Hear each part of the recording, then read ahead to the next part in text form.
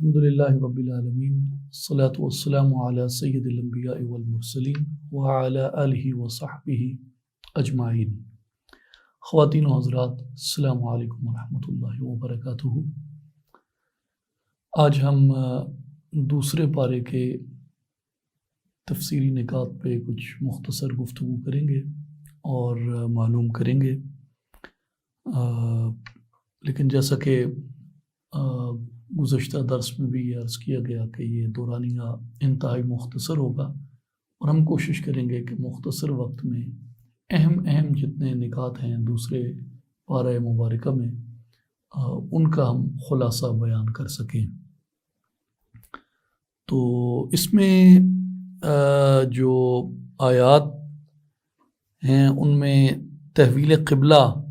اور اس سے متعلق گفتگو کا بہت خوبصورت اور جامع بیان ہے، اور ان آیات کا خلاصہ ذکر کرنے سے پہلے میں ایک دو باتیں ضروری عرض کرنا چاہتا ہوں جو دوسرے پارے کے آغاز سے، یعنی اس کا یہ جو بالکل جہاں سے آغاز ہوتا ہے وہاں سے وہ اخذ ہوتی ہیں۔ پہلی آیت اس پارہ کی ہے سَيَقُولُ السُّفَهَاءُ مِنَ النَّاسِ مَا وَلَّاهُمْ عَنْ قِبْلَتِهُمُ الَّتِي كَانُوا عَلَيْهَا۔ اس کا مطلب یہ ہے کہ بے وقوف لوگ مسلمانوں پر اعتراض کر رہے ہیں جو انہوں نے حضور نبی اکرم صلی اللہ علیہ وآلہ وسلم کی پیروی میں بیت المقدس سے منہ پھیر کے اپنا چہرہ بیت اللہ کی طرف کر لیا ہے۔ قرآن مجید یہ کہہ رہا ہے کہ اس عمل پر جو اعتراض کرتے ہیں، یعنی تحویل قبلہ پر جو اعتراض کرتے ہیں، وہ بے وقوف لوگ ہیں۔ اب یہاں قابل غور بات یہ ہے کہ حضور علیہ الصلوۃ والسلام کی پیروی کرنے والوں پر اعتراض کرنے والوں کو قرآن مجید نے بے وقوف کہا، اور دوسری اس کی انٹرپریٹیشن ایک یہ بھی کہی جاتی ہے کہ صحابہ کرام رضوان اللہ علیہم اجمعین جو عشاقان مصطفیٰ تھے اور رسول اللہ صلی اللہ علیہ وآلہ وسلم کی پیروی میں کمر بستہ تھے، ان پر اعتراض کرنے والوں کو قرآن مجید نے سفہا کہا ہے اور ان کو بے وقوف کہا ہے۔ سورہ البقرہ کی آیت نمبر 13 میں جہاں پہ قرآن مجید میں منافقین کے بارے میں بیان کیا گیا ہے قرآن مجید میں، وہاں پہ منافقین نے مسلمانوں کو بے وقوف کہا، تو اللہ تبارک و تعالیٰ نے جواباً قرآن کے ذریعے ان منافقین کو بے وقوف کہا، یعنی وہ منافقین جو مسلمانوں کو بے وقوف کہہ رہے تھے، تو اللہ تبارک و تعالیٰ نے مسلمانوں کی طرف سے خود جواب دیا، اور مومنین کو بے وقوف کہنے والوں کو اللہ نے بے وقوف کہا۔ اسی طرح ہم اگر سورہ حجرات کے اندر دیکھیں، الحجرات میں، تو وہ لوگ جو کاشانہ مصطفیٰ صلی اللہ علیہ وآلہ وسلم کے باہر کھڑے ہو کے بلند آوازیں لگا رہے تھے اور انہیں کاشانہ اقدس کا ادب ملحوظ خاطر نہ رہا، تو قرآن مجید نے ان لوگوں کے بارے میں فرمایا اکثرہم لا یعقلون، ان میں سے اکثر لوگ ایسے ہیں جن میں عقل ہی نہیں ہے۔ تو قرآن مجید کے یہ تینوں مقامات، یعنی البقرہ کی آیت نمبر 13 اور یہ جو آغاز ہے دوسرے پارے کا، اور سورہ الحجرات میں، ان تینوں مقامات کو اگر آپ ایک ہی جگہ پہ سامنے رکھ کے دیکھیں تو آپ کو بنیادی ایک نقطہ نظر آتا ہے، اور وہ نقطہ یہ ہے کہ قرآن مجید ان کو صاحب عقل کہتا ہے، قرآن مجید ان کو صاحب شعور کہتا ہے جو رسول پاک صلی اللہ علیہ وآلہ وسلم کی ذات گرامی کا، حضور علیہ الصلوۃ والسلام کے فیصلوں کا، حضور علیہ الصلوۃ والسلام کی سنگت اور ساتھ کا، اور حضور علیہ الصلوۃ والسلام کے کاشانہ اقدس کا جو لوگ ادب کرتے ہیں، اور جو لوگ ادب مصطفیٰ سے محروم ہیں، جو لوگ حضور علیہ الصلوۃ والسلام کے معاملات میں مؤدب نہیں ہیں، قرآن مجید ان لوگوں کو بے وقوف اور احمق قرار دیتا ہے۔ دوسری بات یہ تھی کہ تحویل قبلہ کا مقصد قرآن مجید نے یہ بیان کیا کہ وما جعلنا القبلۃ التي كنت عليها الا لنعلم من يتبع الرسول ممن ينقلب على عقبيه، اور اے محبوب صلی اللہ علیہ وسلم، آپ پہلے جس قبلہ پر تھے ہم نے وہ اسی لیے مقرر کیا تھا کہ دیکھیں کون رسول صلی اللہ علیہ وسلم کی پیروی کرتا ہے اور کون الٹے پاؤں پھر جاتا ہے۔ اس سے یہ واضح ہو گیا کہ کسی قبلہ، وہ چاہے بیت المقدس ہو یا وہ چاہے بیت اللہ شریف ہو، ان کی طرف منہ کر کے نماز پڑھنا اس وقت فائدہ دے گا جب آقا کریم علیہ الصلوۃ والسلام کی پیروی میں اس طرف منہ کیا جائے گا، اور آقا علیہ الصلوۃ والسلام کی پیروی میں جو کچھ کیا جائے گا وہ بارگاہ الہی میں قابل قبول ہوگا، وگرنہ بصورت دیگر یعنی اگر پیروی مصطفیٰ نہیں ہے تو قبلہ کی طرف منہ پھیر لینا بھی وہ آپ کو فائدہ نہیں دے گا۔ اب بات کرتے ہیں تحویل قبلہ کی وجہ۔ تحویل قبلہ کی وجہ یہ ہے کہ حضور نبی کریم صلی اللہ علیہ وآلہ وسلم کی چاہت اور آپ کی آرزو کو پورا کیا گیا۔ تحویل قبلہ سے متعلق جو آیات ہیں وہ 142 سے لے کے آیت نمبر 150 تک ہیں سورہ البقرہ کی، اور ان 9 آیات کا جو مرکزی نقطہ ہے وہ بڑا خوبصورت ہے، اور ان 9 آیات میں تحویل قبلہ سے متعلق گفتگو فرمائی گئی، اور اس میں 9 آیات کا مرکزی نقطہ یہی ہے اِلَّا لِنَعْلَمَ مَن يَتَّبِعُ الرَّسُولَ مِمَّن يَنْقَلِبُ عَلَىٰ عَقِبَيْهِ، کہ کون محمد عربی صلی اللہ علیہ وآلہ وسلم کی پیروی کرتا ہے اور کون قبلہ کی طرف جاتا ہے۔ ہم ان 9 آیات کو جب غور سے دیکھتے ہیں تو ان کی ترتیب آپ کو ایک بار پھر حیرت کے اندر ڈال دیتی ہے، حیرت میں مبتلا کرتی ہے۔ ان پہلے 3 مقام پر تحویل قبلہ کا حکم ہے، فَلَنُوَلِّيَنَّكَ قِبْلَةً تَرْضَاهَا فَوَلِّ وَجْهَكَ شَطْرَ الْمَسْجِدِ الْحَرَامِ وَحَيْثُ مَا كُنْتُمْ فَوَلُّوا وُجُوهَكُمْ شَطْرَهُ۔ اس کے بعد تحویل قبلہ کی حقانیت کو بیان کیا گیا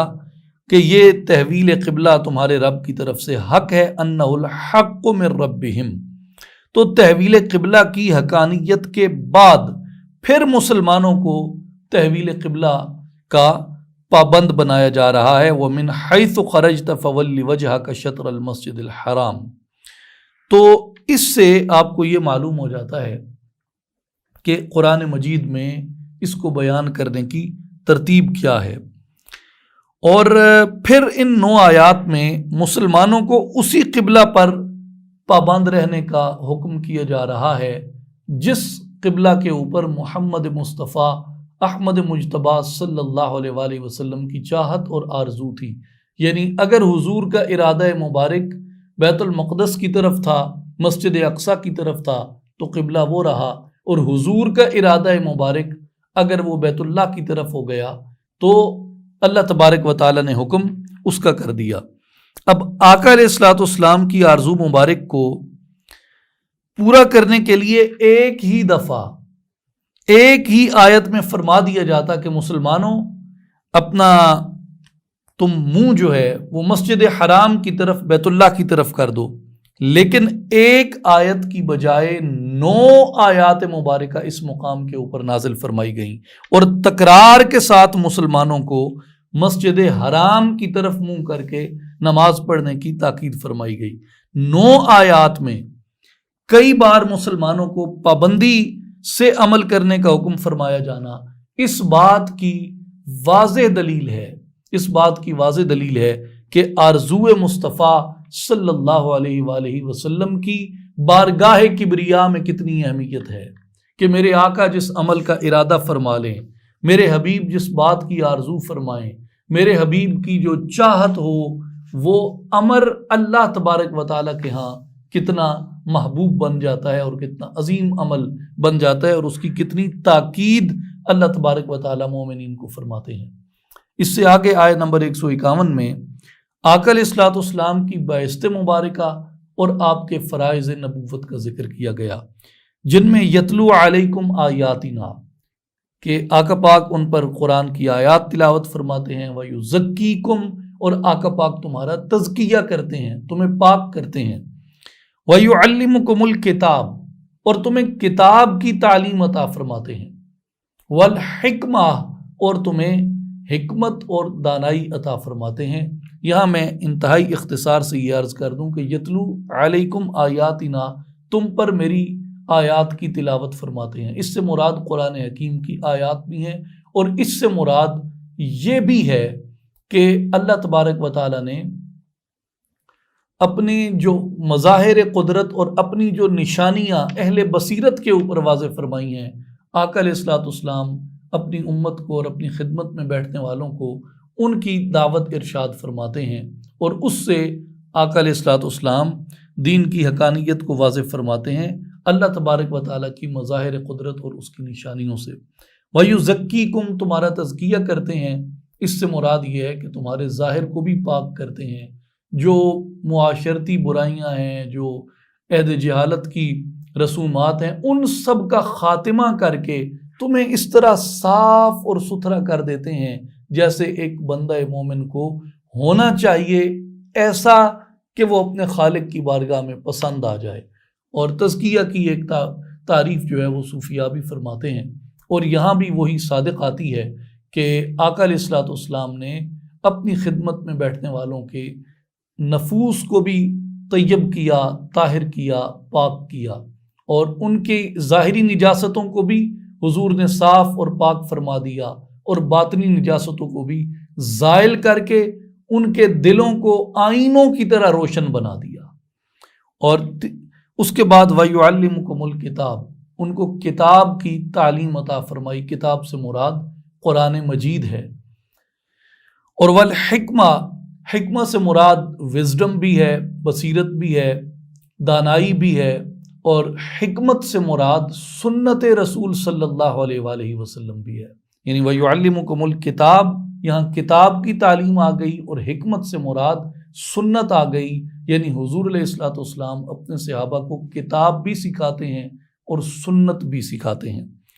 اسی آیت کے آگے ارشاد ہوا وَيُعَلِّمُكُمْ مَا لَمْ تَكُونُوا تَعْلَمُونَ، اور آپ صلی اللہ علیہ وآلہ وسلم تمہیں وہ کچھ بھی سکھاتے ہیں جو اس سے پہلے تم نہیں جانتے تھے۔ تو اس سے مراد کون سا علم ہے؟ قاضی بیضاوی رحمۃ اللہ علیہ آپ اس کی تفسیر میں ارشاد فرماتے ہیں وَكَرَّرُ الْفِعْلِ لِيَدُلَّ عَلَىٰ إِنَّهُ جِنْسٌ آخر، وہ فرماتے ہیں کہ یہاں یہ فعل جو تعلیم دینے کا ہے، اس کا تکرار ہوا کہ اس سے پہلے یہ کہا جا چکا ہے کہ وَيُعَلِّمُكُمُ الْكِتَابَ، آپ کتاب کی تعلیم دیتے ہیں، اور پھر اس تعلیم دینے کے فعل کا تکرار ہوا،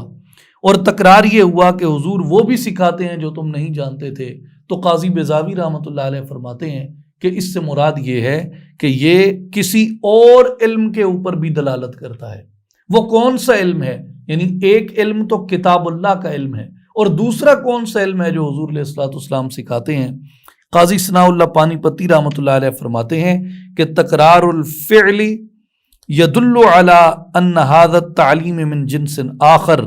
کہ اس فعل کا یعلمکم کا دوبارہ دہرایا جانا اس بات کا اشارہ ہے کہ حضور علیہ الصلوۃ والسلام ایک اور طرح کی تعلیم بھی عطا فرماتے ہیں۔ وَلَعَلَّ الْمُرَادَ بِهِ الْعِلْمُ اللَّدُنِّی، اور اس سے مراد علم لدنی ہے جو آقا علیہ الصلوۃ والسلام اپنی خدمت میں بیٹھنے والوں کو عطا فرماتے ہیں۔ پھر آیت نمبر 52 سے 153 میں 152 سے 153 میں ذکر کرنے اور ناشکری نہ کرنے سے متعلق فرمایا گیا، اور نماز اور صبر کے ذریعے مدد چاہنے کا فرمایا گیا۔ اب میں سوچ رہا تھا کہ صبر اور نماز کے ذریعے سے اللہ تعالیٰ نے مسلمانوں کو مدد چاہنے کا ارشاد فرمایا ہے کہ فَاسْتَعِینُوا بِالصَّبْرِ وَالصَّلَاةِ، کہ تم نماز اور صبر کے ذریعے اللہ تبارک و تعالیٰ کی بارگاہ سے مدد طلب کرو۔ جب میں نے غور کیا تو صبر صابر کا فعل ہے، اور نماز نمازی کا فعل ہے، اور فاعل کی عزت وقار اور قدر جو ہوتی ہے وہ بعض دفعہ فعل سے زیادہ ہوتی ہے۔ تو جب آدمی فعل کے ذریعے اللہ تبارک و تعالیٰ سے مدد مانگ سکتا ہے تو بعض مفسرین نے اس پہ قول کیا کہ آدمی فاعل کے ذریعے بھی اللہ تبارک و تعالیٰ سے مدد مانگ سکتا ہے، نمازی کے ذریعے اور صابر کے ذریعے، ان کے اعمال صالحہ جو ہیں یعنی صبر اور نماز، ان کے وسیلے سے اللہ تبارک و تعالیٰ سے دعا کی جا سکتی ہے۔ اس پر میں کافی سوچتا رہا کہ اس آیت مبارکہ کے جو آخری الفاظ ہیں ان اللہ مع الصابرین، جب اس پر غور کیا تو ایک بات سامنے آئی کہ نماز کا تعلق ظاہر سے ہے اور صبر کا تعلق باطن سے ہے۔ نماز کا تعلق ظاہر سے ہے اور صبر کا تعلق جو ہے یہ باطن سے ہے۔ اور ایک اعتبار سے صبر میں ایک بڑا لطیف نقطہ سمجھ آیا جب صبر اور نماز اکٹھے آئے، وہ یہ کہ صبر میں اگر کوئی زاہد ریاکار ہو، ظاہر عمل ریا کی تو بہت زیادہ مذمت کی گئی ہے قرآن مجید میں بھی، لیکن اگر کوئی زاہد ریاکار ہو وہ نماز میں ریا کر سکتا ہے، لیکن صبر ایسا عمل ہے جس میں ریا نہیں، یا یہ صبر کرنے والے کو معلوم ہوتا ہے یا اس کو معلوم ہوتا ہے جو دلوں کے احوال بھی جانتا ہے، اور وہ اللہ سبحانہ و تعالی ہے۔ تو اگر صبر ہوگا تو خالص ہوگا یا پھر نہیں ہوگا، صبر ہوگا تو خالص ہوگا یا پھر نہیں ہوگا، اور اگر ہوگا تو انعام کیا ہے؟ اللہ تبارک و تعالی نے اپنی معیت کا وعدہ فرمایا، ان اللہ مع الصابرین، اللہ نے اپنی معیت کا وعدہ صبر کے اوپر فرمایا۔ پھر اسی نقطے سے قرآن مجید کے جب دیگر مقامات کو ہم نے دیکھا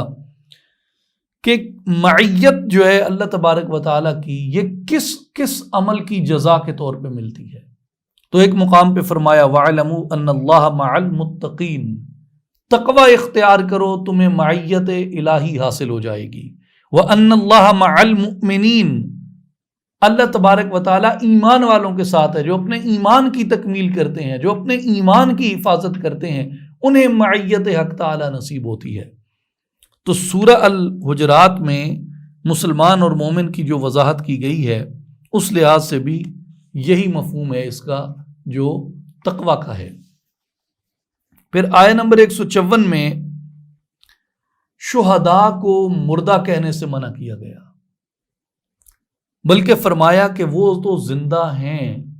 یہ ممکن ہے ہاں کہ تمہیں ان کی زندگی کا شعور نہ ہو۔ تو اس کی وضاحت یہ ہے کہ اگر کسی کا زندہ نہ ہونا، اگر کسی کا زندہ ہونا کسی دوسرے کے شعور میں نہ آئے تو اس کا یہ مطلب نہیں ہوتا کہ وہ مردہ ہو جاتا ہے، بلکہ اس کا یہ مطلب ہوتا ہے کہ سوچنے والے کا شعور ناقص ہے۔ فی الحقیقت وہ تو زندہ ہوتا ہے، جیسے شہید کے بارے میں کہا گیا کہ تمہارے شعور میں یہ بات نہیں بیٹھتی نا کہ وہ کیسے زندہ ہو سکتا ہے، جبکہ ہم نے خود اس کو قبر کے اندر اتارا، ہم نے خود دشمن کا نیزہ یا پھالا یا تلوار یا تیر اس کے جسم میں اترتی دیکھی یا اس کی گولی لگتی دیکھی، ہمارے سامنے اس نے دم توڑا ہے، ہمارے سامنے اس کی دھڑکن رکی ہوئی تھی۔ فرمایا ہاں یہ تمہارے شعور کا نقص ہے، اس کی زندگی کا اختتام نہیں ہے۔ تو کسی کی زندگی کسی کے شعور میں نہ آنے والے کو یہ حق نہیں پہنچتا کہ وہ اس کی زندگی کا انکار کر دے۔ اس لیے قرآن مجید نے منع فرمایا کہ جن کے شعور میں شہداء کا زندہ رہنا نہیں آ رہا انہیں یہ اجازت نہیں ہے کہ وہ ان شہداء کو مردہ کہیں۔ اس لیے عین ممکن ہے کہ زندگی ایسی ہو جو ہمارے شعور سے بالا تر ہو، لیکن اس کا یہ مطلب نہیں ہے کہ ہم اس کے زندگی ہونے کا انکار کر دیں۔ پھر آیہ نمبر 155 سے آیہ نمبر 167 تک، یعنی 155 سے 167 تک اللہ تبارک و تعالیٰ نے بندے کو آزمائش کے 5 مراحل میں سے گزارنے، صبر کرنے والوں پر نوازشات اور اس بارے میں بشارات عطا فرمائیں، اور صفا و مروہ کو اللہ تبارک و تعالیٰ نے اپنی نشانیوں میں سے نشانی قرار دیا، اللہ تعالیٰ کی وحدانیت اور کائنات کی اشیاء میں عقل والوں کے لیے نشانیوں کا ہونا بیان کیا، اہل ایمان اور کفار کی محبت کے مراکز، قیامت کو کفار کے پیشواؤں کا اپنے پیروکاروں سے بیزاری کا اعلان کرنا بیان ہوا، اور قیامت کے دن کفار کے تمام اسباب منقطع ہو جانے کا بیان ہوا اور ہمیشہ ان کے دوزخ میں رہنے کا بیان ہوا، آیہ نمبر 155 سے آیہ نمبر 167 تک۔ پھر آیہ نمبر 168 سے آیہ نمبر 177 میں مسلمانوں کو رزق حلال کھانے اور شیطان کی پیروی سے بچنے کا حکم ہوا، اور پھر یہ بھی ہوا کہ شیطان کی فطرت ہے کہ وہ ہمیشہ بے حیائی اور برائی کا حکم دیتا ہے،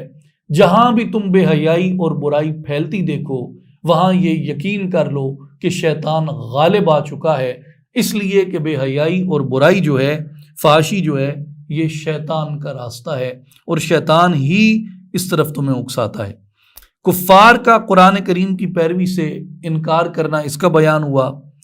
اور اپنے آباء و اجداد کے طریقے پر ہٹ دھرمی سے کاربند رہنے کا اقرار جن لوگوں نے کیا ان کی اس بارے میں تنبیہ نازل ہوئی، اور اہل ایمان کو پاکیزہ رزق کھانے اور شکر ادا کرنے اور خالصتاً اللہ کے لیے عبادت کرنے کا بیان ہوا۔ پھر حرام چیزوں کا ذکر کیا اور حالت اضطرار میں بقدر ضرورت ان کو کھانے کے بارے میں بات ہوئی۔ پھر بنی اسرائیل کی پرانی روشوں کی بات ہوئی، حق کو چھپانے کی بات ہوئی، اور حق کو چھپانے سے مراد عظمت مصطفیٰ صلی اللہ علیہ وسلم کو چھپانا ہے، کیونکہ وہ حضور کی عظمت کو چھپاتے تھے، اور اللہ تعالیٰ کے نازل کردہ احکامات کو چھپانے اور اس کے بدلے حقیر قیمت لینے کا ذکر ہوا، اور اس کے بارے میں فرمایا کہ گویا انہوں نے اپنے پیٹوں کے اندر، اپنے شکموں کے اندر آگ بھر لی ہے۔ پھر آیہ نمبر 177 جو ہے یہ پورا ایک مضمون ہے، پورا ایک مضمون ہے۔ لیس البر ان تولوا وجوہکم قبل المشرق والمغرب، کہ نیکی یہ نہیں ہے کہ تم اپنا چہرہ مشرق کی طرف کر لو یا اپنا چہرہ مغرب کی طرف کر لو، ولکن البر من آمن باللہ والیوم الآخر والملائکۃ والکتاب والنبیین، بلکہ نیکی یہ ہے کہ تم ایمان لاؤ اللہ پر، یوم آخرت پر، ملائکہ پر، کتاب پر اور انبیاء پر۔ وآت المال علی حبہ ذوی القربى والیتامى والمساکین وابن السبیل والسائلین وفی الرقاب، اور پھر مال کو اللہ تبارک و تعالیٰ کی محبت میں خرچ کرنے کا حکم ہوا کہ اقربا میں، یتیموں میں، مسکینوں پہ،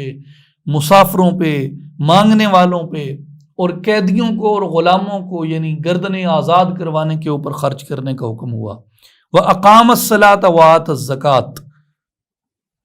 وَالْمُوفُونَ بِعَهْدِهِمْ إِذَا عَاهَدُوا، نماز قائم کرنے کی تلقین کی، زکوٰۃ ادا کرنے کی تلقین کی، وعدوں کو وفا کرنے کی تلقین کی، اور سخت، کٹھن یا آسان تمام مراحل میں صبر کی تلقین کی، اور سچائی کے اوپر اللہ تبارک و تعالیٰ نے اس میں ارشاد فرمایا،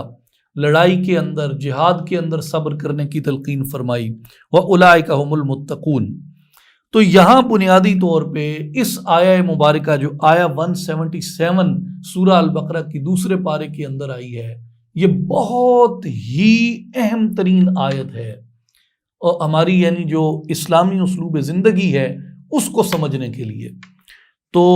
اس کے 3 حصوں میں ہم اس کو سمجھتے ہیں، جو مفسرین نے اس کو جس طرح تقسیم کیا ہے، اختصار ہے چونکہ وگرنہ تفصیلی حوالہ جات کے ساتھ بھی گفتگو کی جا سکتی ہے۔ پہلا حصہ جو ہے وہ اس آیہ مبارکہ میں ایمانیات سے متعلق ہے، پہلا حصہ ایمانیات سے متعلق ہے۔ لیس البر ان تولوا وجوہکم سے لے کے والنبیین تک، یہ حصہ جو ہے اس آیت کا یہ ایمانیات سے متعلق ہے، یعنی ایمان لائے اللہ پر، قیامت پر،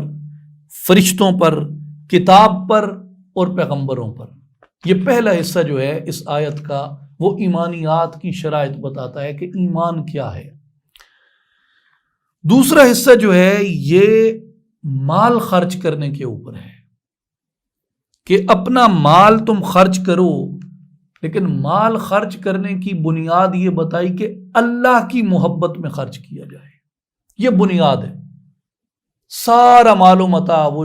آگے جتنی چیزیں اس کی بیان ہوئی ہیں ان سب میں مال خرچ کرنے کی شرط اول یہ ہے کہ اللہ کی محبت میں خرچ کیا جائے، اپنے بڑھاوے کے لیے یا اپنی بڑائی کے لیے نہیں، اپنے بڑھاوے یا اپنی پروموشن کے لیے نہیں، ریاکاری کے لیے نہیں، جس کو ہم اپنی زبان لوکل ایکسنٹ میں چڑتل کہتے ہیں، اپنی چڑتل کے لیے نہ کیا جائے بلکہ اللہ کی محبت میں کیا جائے، اس لیے کہ مال عطا کس نے کیا؟ عطا اسی نے کیا ہے، تو میں اپنی طرف سے تو کچھ نہیں دے رہا ہوتا، اس کے عطا کیے ہوئے سے دے رہا ہوتا ہوں، تو چڑتل کیسی؟ عاجزی بنتی ہے، تکبر نہیں بنتا۔ فرمایا رشتہ داروں کو دو، یتیموں کو دو، مسکینوں کو دو، راہگیر مسافروں کو دو، اور اس سے مراد علماء کرام نے طلباء علم کو بھی لیا ہے، کیونکہ وہ بھی علم کے راستے میں چل رہے ہوتے ہیں، اور سائلوں کو دو، اور گردنیں چھڑانے میں یعنی غلاموں کو آزاد کروانے میں، اور فی زمانہ اس سے مراد ایسے قیدی جن کا کوئی ولی وارث نہیں ہوتا، ان کے لیے ادا کرنے کو بھی جو معاصر مفسرین ہیں یعنی کانٹمپرری جو مفسرین ہیں، یہ ان کا نقطہ نظر ہے۔ تیسرا حصہ جو ہے وہ اعمال کی درستگی کے اوپر ہے، اس آیہ نمبر 177 کا پہلا حصہ ایمانیات پہ، دوسرا حصہ مال خرچ کرنے پہ، اور تیسرا حصہ جو ہے وہ اعمال کی اصلاح پہ ہے۔ اعمال کیا ہیں اس کے؟ نماز ادا کرے، نماز قائم کرے، زکوٰۃ ادا کرے، جب وعدہ کرے تو پورا کرے، مصیبت میں اور سختی میں صبر کرے، اور جہاد کے وقت بھی صبر کرے، اور وہ لوگ جو اپنی باتوں کو سچا کرتے ہیں اور سچی بات کہتے ہیں ان کے بارے میں فرمایا کہ یہی لوگ جو ہیں وہ پرہیزگار ہیں، اور یہی لوگ متقی ہیں، اور یہی لوگ صاحب تقویٰ ہیں۔ اب قرآن مجید کے اس مقام سے واضح ہوتا ہے کہ نیکی کا جو دائرہ کار ہے اس میں سب سے پہلے ایمانیات ہے،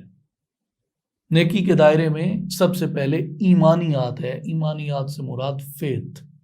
بلیف سسٹم، ایمان کی جو ڈائریکشن ہے وہ مقرر کر دی، پھر اس میں راہ للہ مال خرچ کرنا، اور پھر اعمال کی درستگی۔ ہم ان کو اگر دو لفظوں میں بیان کریں ان تین حصوں کو تو یہ دو لفظ جو جامع بنتے ہیں، ایک یہ کہ یہ آیت ہمارا اعتقادی نصاب ہے، ہمارے اعتقاد کو یہ آیت معین کرتی ہے، اور دوسرا یہ ہمارا معاشرتی نصاب ہے کہ ایک مومن کی معاشرت کیسے ہوتی ہے، ایک مومن معاشرہ کیسے ہوتا ہے، متقیوں کا معاشرہ کیسے ہوتا ہے۔ اس کے بعد جو ہیں وہ آیت نمبر 178 179 میں ایمان والوں پر قصاص کا فرض کیا جانا اور قصاص میں زندگی ہے یہ بیان کیا گیا۔ پھر آیت نمبر 80 سے 182 تک، یعنی آیت نمبر 180 سے 182 تک احکام وصیت کا بیان ہے۔ پھر آیت نمبر 183 سے 187 تک روزے کی فرضیت، اس کا مقصد اور اس سے متعلق احکام بیان ہوئے۔ پھر آیت نمبر 188 میں ایک دوسرے کا مال جو ہے وہ باطل طریقے سے کھانے کی ممانعت فرمائی گئی ہے۔ اب یہ ہم نے جو آیات پڑھی ہیں 178 سے لے کے 188 تک، اس کا خلاصہ میں عرض کر دوں کہ اعتقادی اور معاشرتی نصاب بیان ہوا، اس کے بیان کے بعد 4 چیزوں کے احکامات بیان ہوئے: قصاص، وصیت،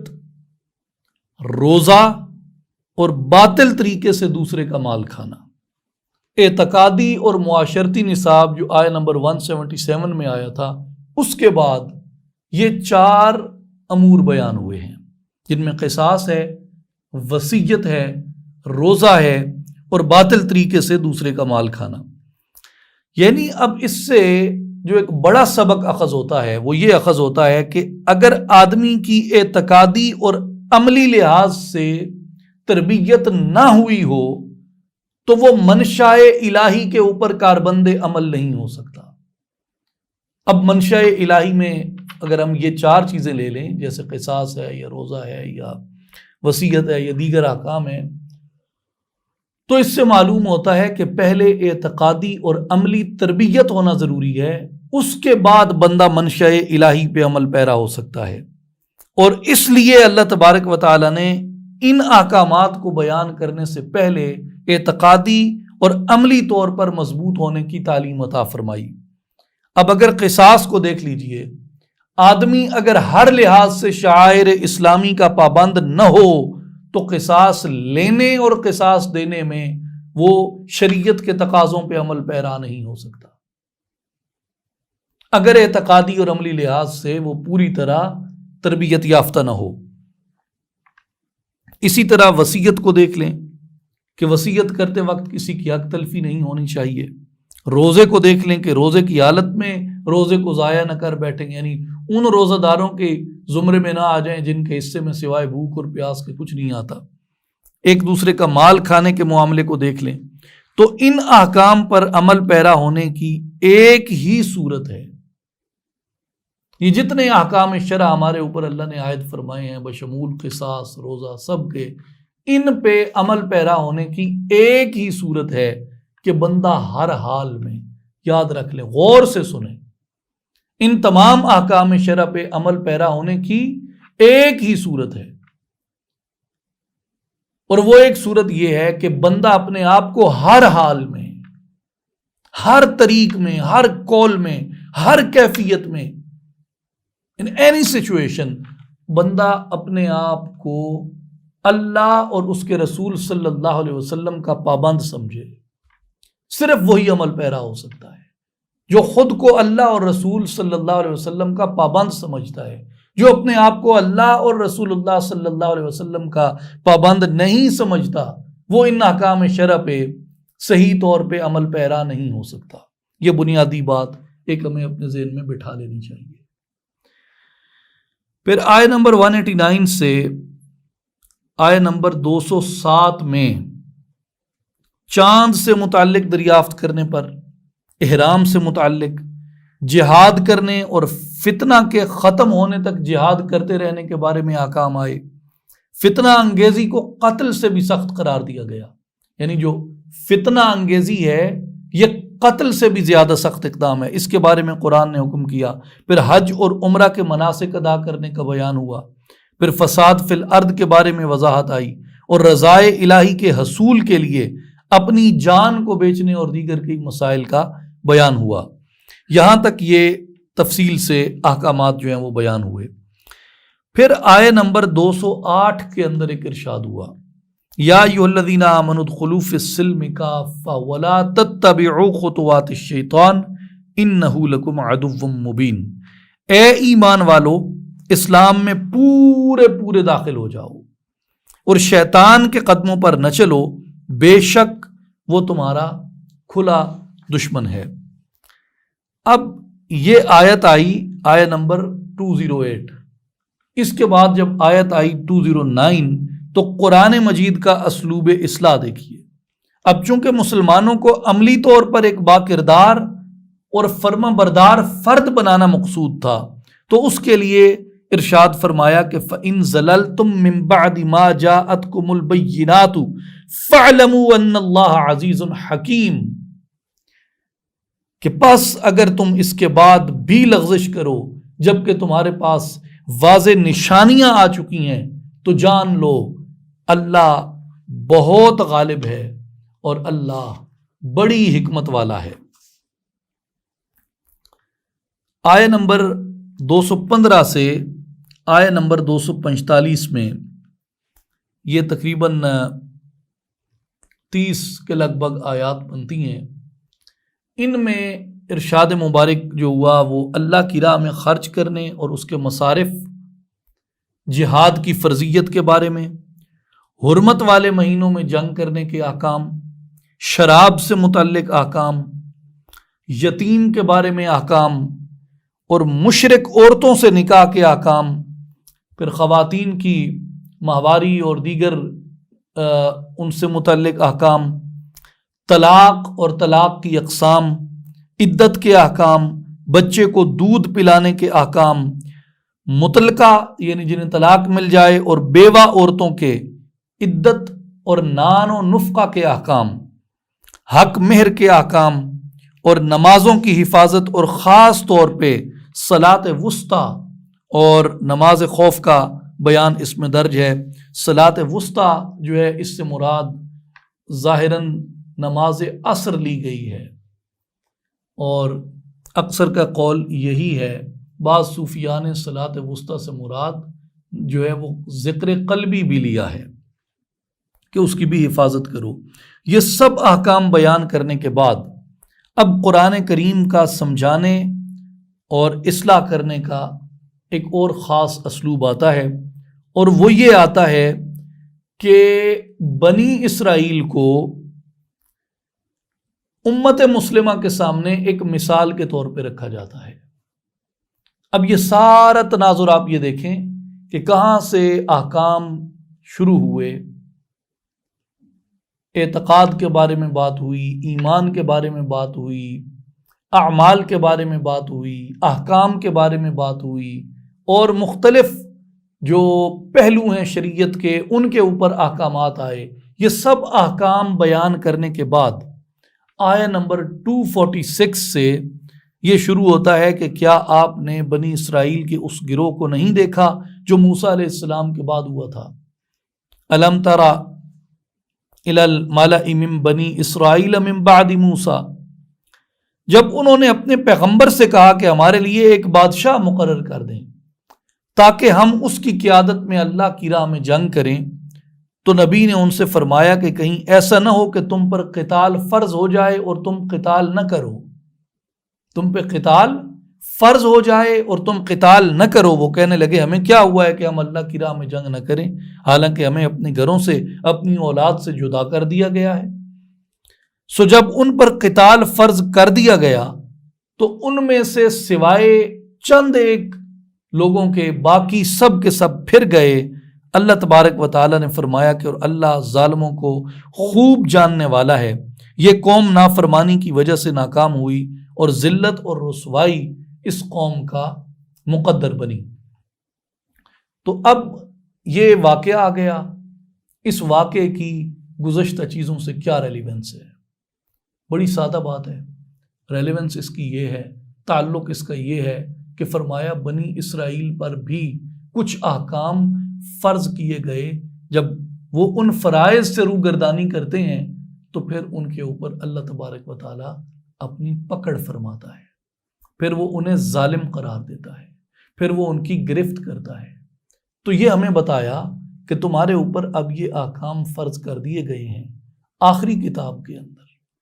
یہ آخری کتاب ہے، اس کے بعد کوئی کتاب آسمان سے نہیں آئے گی، یہ آخری نبی ہے جس کی تم اطاعت و پیروی کرتے ہو، جس کا کلمہ پڑھتے ہو لا الہ الا اللہ محمد الرسول اللہ صلی اللہ علیہ وسلم، اور یہ آخری امت ہے، اس کے بعد کوئی امت نہیں۔ تو اگر ان احکام سے، ان فرائض سے روگردانی کرو گے، اس شریعت کی پیروی اور اتباع نہیں کرو گے، اس کو ہنسی اور ٹھٹھا بنا لو گے، اس کو مذاق بنا لو گے، اور اس علم کو پھیلانے والوں کو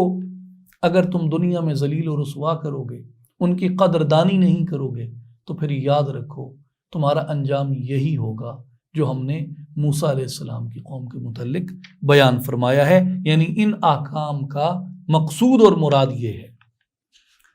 اللہ تبارک و تعالی ہمیں نافرمانی سے محفوظ رکھے۔ اب آئیں دوسرے پارے کی ایک گرینڈ سمری جو ہے اس کو دیکھتے ہیں۔ اس میں آیات کی کل تعداد تقریباً